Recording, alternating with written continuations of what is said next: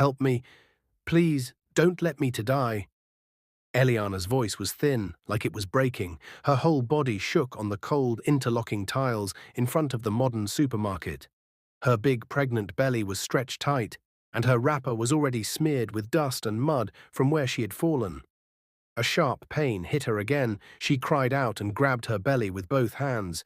People stood around her in a circle, but nobody bent down. Nobody held her hand. Nobody called an ambulance. Instead, laughter rose like smoke. See drama," one woman said, shaking her head. A man chewing gum scoffed. "I know this type. If you touch her now, she will accuse you tomorrow."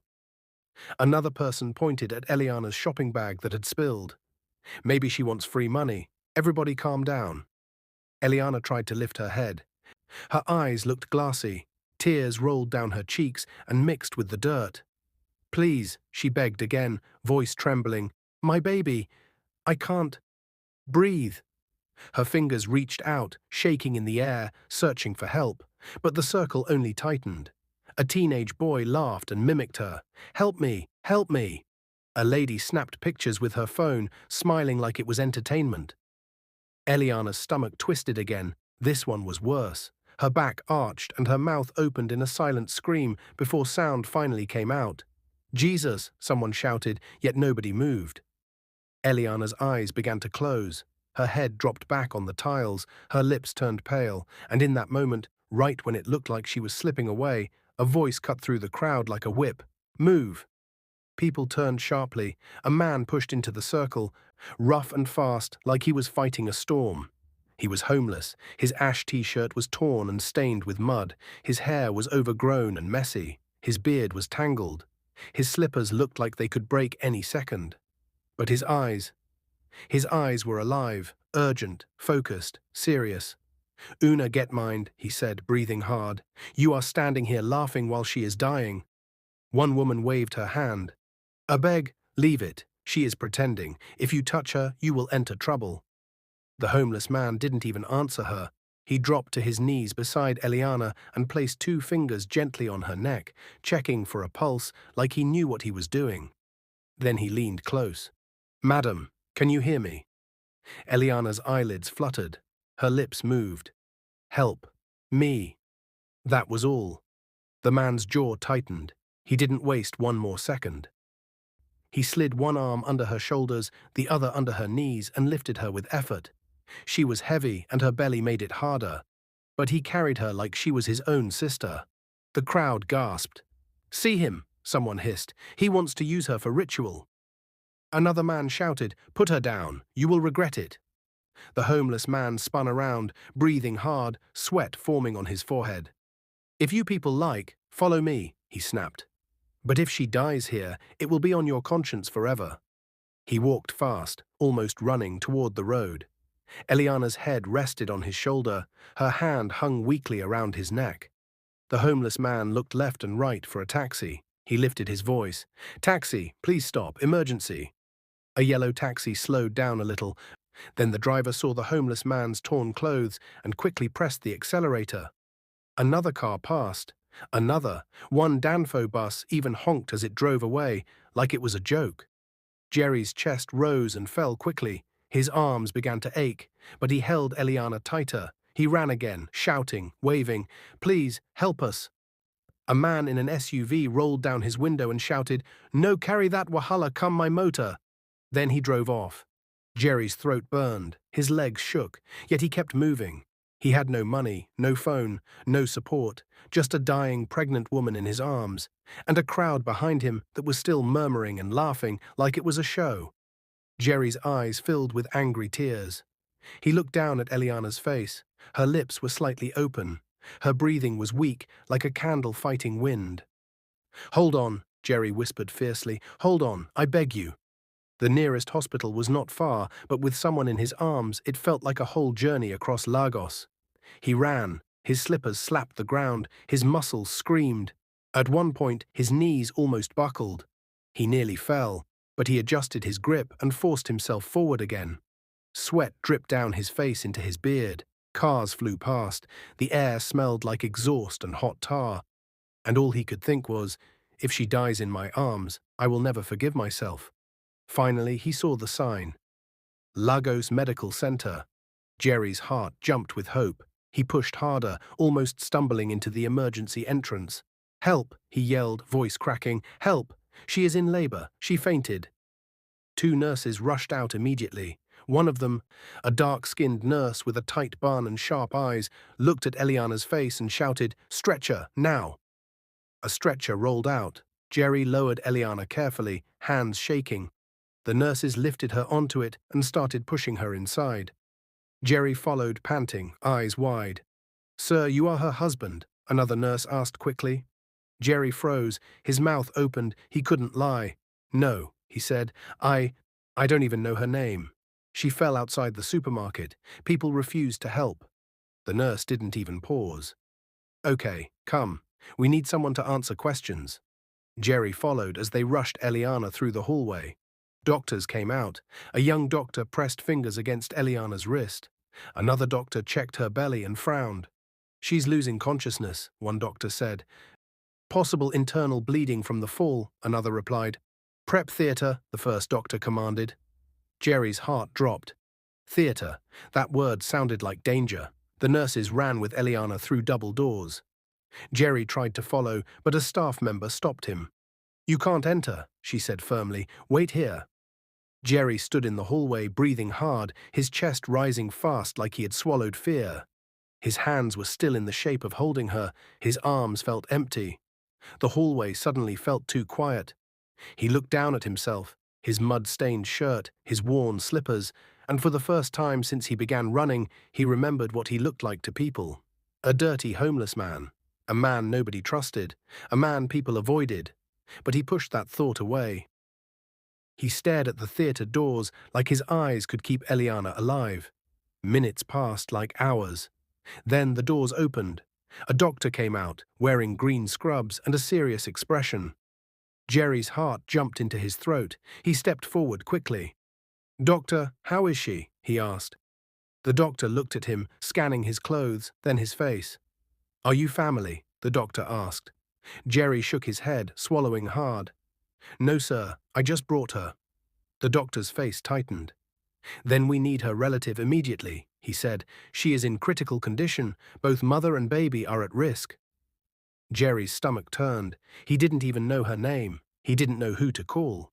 His eyes darted around, searching for an answer. Then he noticed something on the bench where the nurses had dropped her things. A handbag.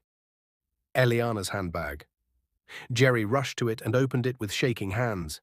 Inside were a few things: wipes, a small purse, some cards he didn't recognize, and a phone.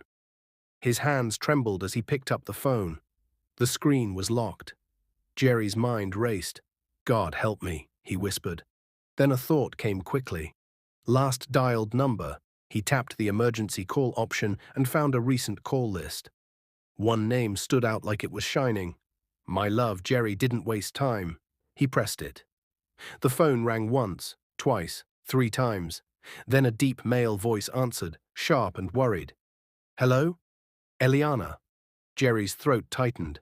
"Sir," Jerry said quickly, voice urgent. "I'm not Eliana. Please listen. Your wife is in critical condition. She fell in front of a supermarket and went into labor. I rushed her to Lagos Medical Center. Please come now." There was a silence on the line that felt heavy. Then the man's voice changed, suddenly cold and dangerous. "What did you say?" he asked slowly. Jerry's heart pounded. "I said she is at Lagos Medical Center," Jerry repeated. "Please hurry. The doctor said both mother and baby are at risk." The call ended immediately. Jerry stared at the phone. His palms were sweating. Then he heard it. Outside the hospital, tires screeched. Not one car, not two, many. A convoy. Jerry rushed toward the entrance and looked through the glass doors. Black SUVs flooded into the driveway like a wave. Security men jumped out, tall and stern, scanning everywhere. Then one man stepped out from the middle car. He wore a clean, expensive suit, and his face was hard with panic. He looked like someone used to control. Someone used to power. Someone who did not beg. But right now, his eyes were wild.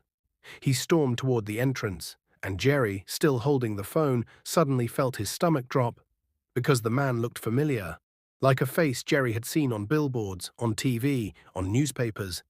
The man entered the hospital like thunder. He grabbed the nearest nurse. "Where is Eliana?" The nurse pointed toward the theater hallway. The man's knees almost gave way. Then his eyes landed on Jerry. He stared. Jerry froze, because the man's bodyguards also stared. Hard. One of them stepped forward, hand moving toward his waist, like he was ready to pull something. Jerry raised both hands slowly, fear rushing into his chest. "I'm the one who called," Jerry said, voice shaking. "I carried her here. I didn't hurt her." The man's eyes narrowed, trying to understand. And in that tense moment, the doctor came out again and said words that made the whole hallway go still. "We're taking her for emergency surgery now, but we may have to choose who to save first." Jerry felt the world tilt. The man in the suit looked like he might collapse, and the theater doors swung open again, as nurses rushed out, shouting, pushing a stretcher, moving too fast. And Jerry saw blood on a glove. His heart stopped. Was Eliana dying right now? The hallway went silent, so silent that Jerry could hear his own heartbeat pounding in his ears. The doctor's words hung in the air like a heavy stone. "We may have to choose who to save first." The man in the expensive suit, Johnson, staggered back as if someone had punched him in the chest. One of his security men quickly held his arm. "No," Johnson said, shaking his head. His voice was low but cracked. "No, you won't choose. You will save both of them." The doctor's face was calm but serious. "We will do everything we can." But she lost consciousness on arrival, and the fall may have caused complications. "We need consent now." Johnson's hands shook as he signed the papers without even reading them. His pen scratched wildly on the paper, like he was fighting time itself. "Please," he whispered, not caring who heard him. "That is my wife. That is my child." The theater doors swung shut again, and just like that, the strongest man in the room looked small. Johnson sank into a chair, elbows on his knees, face buried in his palms. Jerry stood a few steps away, unsure of what to do with his body. He felt out of place, like a shadow that didn't belong among polished shoes and expensive watches. But he couldn't leave, he couldn't move. He kept seeing Eliana's face in his mind, her pale lips, her weak voice begging, "Help me, don't let me to die." A nurse passed by, glancing at Jerry's clothes, then at his face. Her eyes softened. "You did well bringing her early," she said quietly. Jerry nodded, swallowing hard. "She would have died there," he murmured. They were laughing. The nurse sighed. "Lagos can be cruel." Time dragged. 5 minutes felt like 1 hour. Johnson suddenly stood up and walked toward Jerry. The security men stiffened, watching closely. "You," Johnson said, his voice firm but tired. "What is your name?" Jerry straightened instinctively. "Jerry, sir." Johnson studied him carefully, his torn shirt, his tired eyes, the mud on his slippers. "You carried my wife here?" Johnson asked. "Yes, sir," Jerry replied simply. "No taxi wanted to stop." Johnson closed his eyes slowly. When he opened them again, they were red. "Thank you," he said. That one word hit Jerry harder than any insult he had received on the street. He nodded again, not trusting his voice. More minutes passed. A nurse came out, then another. Each time the door opened, everyone jumped. Finally, after what felt like forever, the theater doors opened again. A doctor stepped out, removing his gloves. Johnson rushed forward. "Doctor?" Jerry's heart raced. The doctor took a deep breath. "We stabilized the mother," he said. "She's alive." Johnson's knees gave way. He sat down heavily, tears spilling freely now. "Thank God." The doctor raised one finger. "But the baby was in distress. We had to act fast." Jerry leaned forward, breath caught. "The baby is alive too," the doctor continued. "A girl." Johnson covered his face and sobbed openly. Jerry's chest tightened with relief. He let out a shaky breath he didn't realize he was holding. "But," the doctor added, lowering his voice, "the next 24 hours are critical for the mother. She will be unconscious for some time." Johnson nodded quickly. "Anything. I will do anything." Eliana was moved to the ICU. Machines beeped softly. Tubes ran into her arm. Her chest rose and fell slowly. Jerry stood at the door, peeking in, his heart full. She was alive. He turned to leave quietly, thinking his job was done. But Johnson stopped him. "Jerry," he called. Jerry turned. "Don't go," Johnson said. "Please." Jerry hesitated. Nobody had ever asked him to stay anywhere before. I don't want to disturb," Jerry said. "You are not disturbing," Johnson replied. "You saved my family." He paused, then added, "Sit." Jerry sat. Night came quietly. The hospital lights stayed bright. Somewhere down the hall, a baby cried softly. Early the next morning, Eliana opened her eyes. Her throat felt dry. Her body felt heavy. She tried to move, but pain shot through her side. "Eliana," Johnson whispered quickly, standing up. "You're awake." Her eyes slowly focused on his face. "You're here," she said weakly. "Yes," he replied, holding her hand tightly. "You scared me." She tried to smile but winced instead. "My baby," she whispered. Johnson's eyes filled with tears again. "She's alive. A girl." Eliana's lips trembled. Tears rolled down her cheeks. "Thank you, God," she whispered. A nurse entered with a bundle. Eliana's breath caught as she saw the tiny face. "Jessica," she murmured instinctively. "Her name is Jessica." Johnson smiled. "Jessica." Eliana held her daughter gently, tears falling onto the blanket. Then her eyes moved to the door. She noticed Jerry standing there, unsure whether to step in. "Who is that?" Eliana asked softly. Johnson turned. "That is the man who saved you." Eliana's brow furrowed slightly. "Saved me?" Jerry stepped forward slowly. Eliana's eyes widened as memories rushed back. The fall, the laughter, the pain, and then, arms around her, running, breathing hard. "It was you," she whispered. Jerry nodded. "Yes, Ma."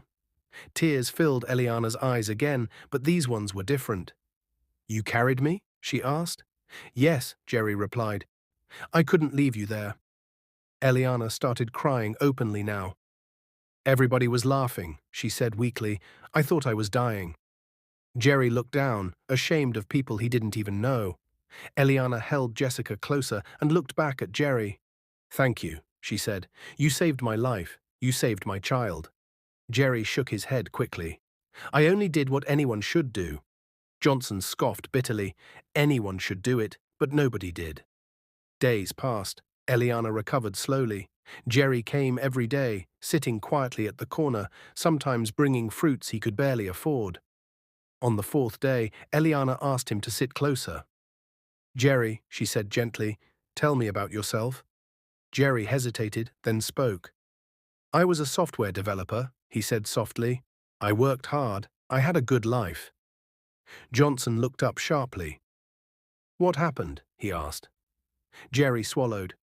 "Someone framed me. I was arrested. I spent 5 years in prison for something I didn't do. When I came out, I lost everything. No job, no house. Nobody wanted to listen." Eliana's heart broke. "That's wicked," she said. "I tried to explain," Jerry continued, "but once prison touches you, people see you as finished." Eliana closed her eyes briefly. "Jerry," she said firmly, "when I leave this hospital, your life will change." Jerry laughed lightly, shaking his head. "I've heard promises before." "I am not like others," Eliana replied. She kept her word. After her discharge, Eliana invited Jerry to her home. Not a small home, a mansion. Jerry almost turned back at the gate. Inside, Eliana listened to his story again, this time with lawyers present.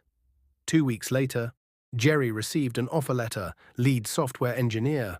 He stared at the paper like it would disappear. "Is this real?" he asked, voice shaking. Eliana smiled. "Kindness is never wasted." Jerry cried that day. His life changed fast. 2 years passed like a dream. Then came the phone call, a plane crash. Johnson did not survive. The house filled with tears and silence. Eliana broke. Jerry stood by her side, holding baby Jessica, now 2 years old, as Eliana cried against his shoulder at the burial. People whispered. Time passed, grief stayed, and slowly something else began to grow between them. Something dangerous, something tender, something that would change everything. But the world was watching, and not everyone was happy. As Eliana leaned on Jerry one quiet evening, unaware of eyes watching from afar, a soft knock echoed through the house, and a voice said, "Madam, someone is here to see you." Jerry's heart tightened, because the name that followed made his blood run cold. Jerry's heart pounded as the maid stood by the door, waiting. Eliana wiped her eyes and straightened up. "Who is it?" she asked softly. The maid hesitated. "Madam, it's Mr. Collins, from the board." Jerry stiffened. Mr. Collins was Johnson's longtime business partner. He was powerful, sharp-tongued, and never smiled unless money was involved. Eliana took a slow breath. "Let him in." Jerry wanted to step away, but Eliana's hand found his arm. It was light, but it held him there. Mr. Collins walked in with two other men behind him. All three wore dark suits and faces that showed no warmth. "Eliana," Collins said, sitting without being invited. "You look tired." "I am raising a child alone," Eliana replied calmly. "What brings you here?" Collins glanced at Jerry, then back at her. "Business." Jerry felt the room tighten. Collins folded his hands. "Johnson left many things unfinished. The company needs stability." Eliana nodded. "I know." "And stability," Collins continued, "does not include distractions." His eyes moved to Jerry again. Eliana's jaw tightened. "Jerry is not a distraction. He is family." Collins raised an eyebrow. "Family? Forgive me, but people are talking." Jerry felt heat rush to his face. "Talking about what?" Eliana asked, her voice steady.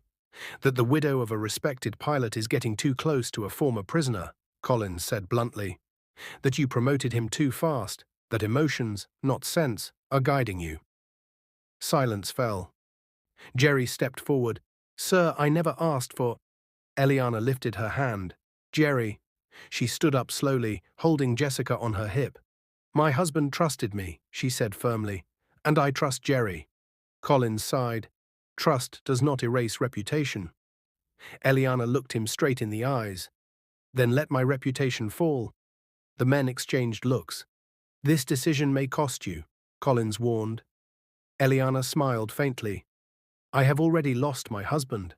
I will not lose my soul too." Collins stood. "Think carefully." They left without another word. When the door closed, Jerry felt his knees weaken. "I'm sorry," he said quietly. "I bring trouble everywhere." Eliana shook her head. "You brought life." That night, Jerry couldn't sleep. He sat alone on the balcony, staring into the dark city. He loved Eliana. The truth scared him. She was strong, kind, and broken in a way that matched his own scars. But the world would never forgive them easily. Days passed, the whispers grew louder. Blogs wrote stories, old photos of Jerry in prison clothes surfaced online. Eliana's phone rang non-stop. At work, some staff avoided Jerry, others stared. One afternoon, Eliana called a family meeting. Johnson's parents came, his sister came too. The air was thick with judgment. "We hear things," Johnson's mother said gently but firmly. "Eliana, you are still young. Grief can confuse the heart." "I am not confused," Eliana replied. Johnson's sister scoffed. "You moved on too fast." Jerry stood up. "I never planned for this, I swear." Eliana reached for his hand. "Love doesn't follow calendars." Jessica giggled suddenly, breaking the tension. Eliana looked down at her daughter and smiled through tears. "This man carried me when I was dying," she said. "He carried my child before anyone else. If that is wrong, then I choose wrong."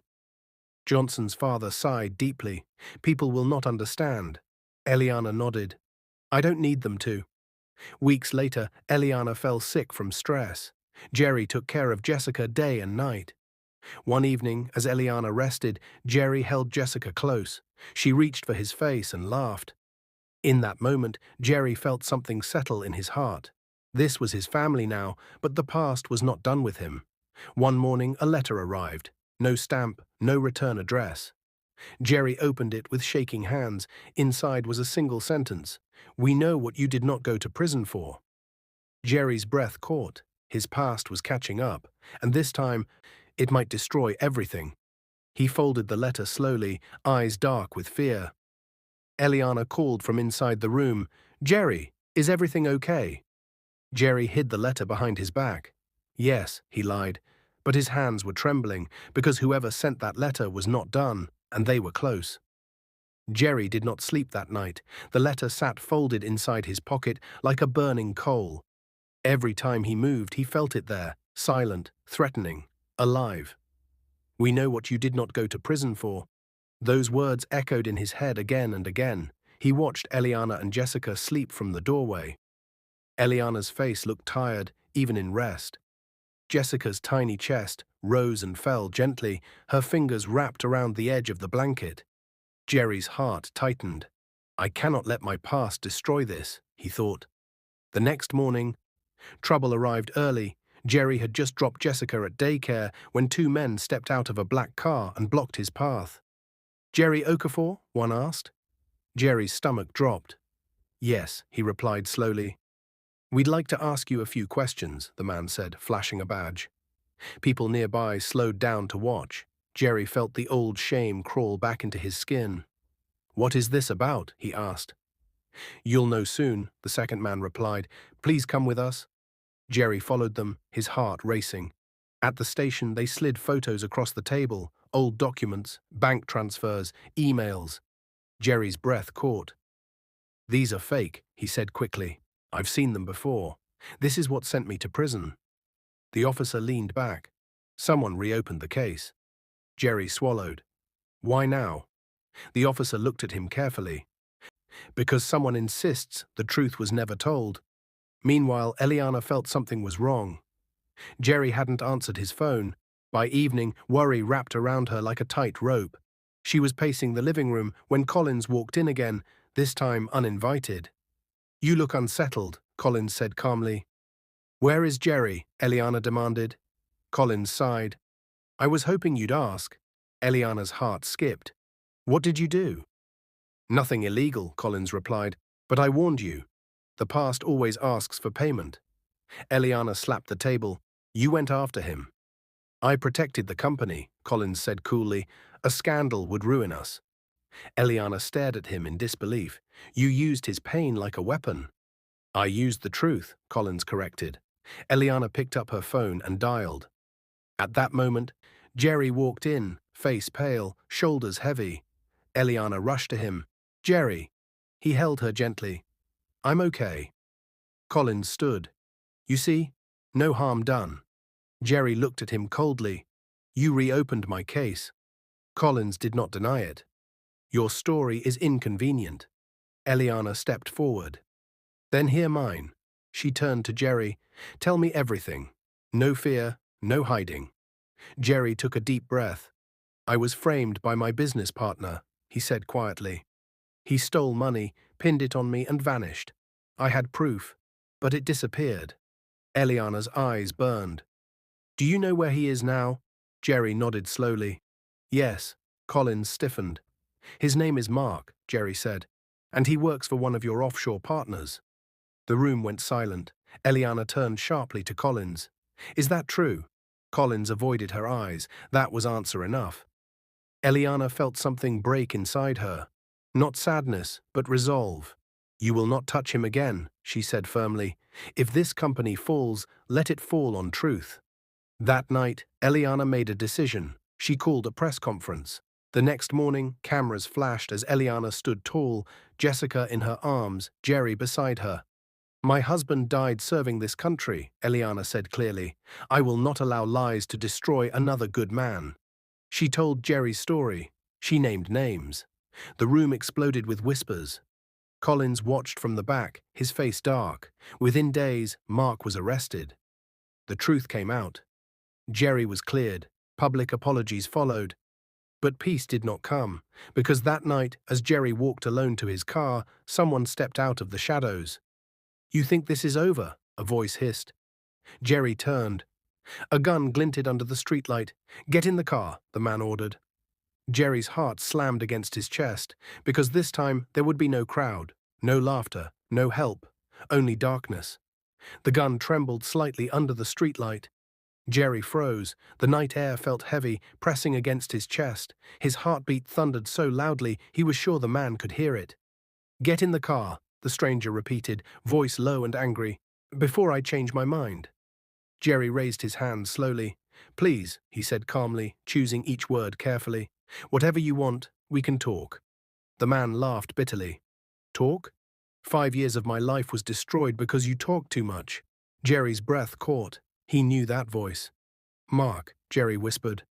The man stepped closer, his face now clear under the light. It was Mark, the same man who had framed him years ago, the same man whose greed had taken Jerry's freedom, dignity, and future. "You were supposed to stay buried," Mark spat. "Then you came back. Then she—" He paused, eyes burning. "She ruined everything." Jerry swallowed. "You ruined yourself." Mark's finger tightened on the trigger. At that exact moment, headlights flashed. A car screeched to a stop. "Jerry!" Eliana's voice rang out. Mark spun around in shock. Eliana jumped out of the car, fear written all over her face. Behind her, security men poured out quickly. Mark panicked. He grabbed Jerry's collar and dragged him backward, using him as a shield. "Tell them to stop," Mark shouted. Eliana froze. Her eyes met Jerry's. In that moment, time slowed. Jerry remembered another moment. Eliana on the ground, begging strangers for help while people laughed, and how he had stepped forward when nobody else did. He took a breath. "Eliana," Jerry said softly, "take Jessica and step back." Eliana's tears flowed freely. "Jerry, please." Jerry turned slightly toward Mark. "You don't want this," he said quietly. "It won't end well." Mark's hands shook. "I already lost everything." Jerry nodded. "I lost everything too. But look where kindness brought me." Mark hesitated. That hesitation was all the security needed. In one swift movement, they tackled Mark to the ground. The gun skidded across the road. Eliana screamed and ran to Jerry, holding him tightly. "You're safe," she whispered again and again. "You're safe." Jerry closed his eyes, holding her back. Mark was arrested that night. This time, there was no escape. The truth was finally complete. Weeks later, the court cleared Jerry officially and awarded him compensation for wrongful imprisonment. His name was restored, his record wiped clean. Eliana stood beside him through every step, but life had one more test waiting. One rainy afternoon, the news broke. A plane crash. Eliana froze as the reporter spoke. Her phone slipped from her hand. Johnson, her husband, the man she had loved, the man who trusted her. The house fell into silence. Eliana collapsed onto the couch, her body shaking with sobs that came from a place too deep for words. Jerry held her. He didn't speak. He just stayed. Days turned into weeks. The burial was heavy with tears. At the graveside, Eliana could barely stand. Jerry carried Jessica, now 2 years old, in his arms. The little girl clutched his shirt and rested her head on his chest. As Eliana cried, she leaned on Jerry for strength. People watched. Some whispered. Others judged. But grief didn't care. Time moved forward, even when Eliana wished it wouldn't. She tried to be strong for Jessica, but the nights were long and lonely. Jerry never left. He helped with bedtime, with homework later on, with laughter, with tears. Slowly, Eliana began to smile again. One evening, as they sat on the balcony watching the city lights, Eliana spoke quietly. "I feel guilty," she admitted, "for feeling peace again." Jerry shook his head. "Love doesn't erase the past. It builds on it." She looked at him, eyes full.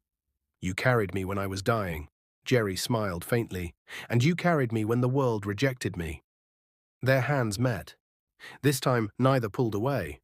When they announced their wedding 1 year later, the world reacted loudly. She moved on too fast. He's just an opportunist. She forgot her husband. Eliana listened to none of it. On her wedding day, she wore a simple white gown. Jerry stood beside her, steady and proud.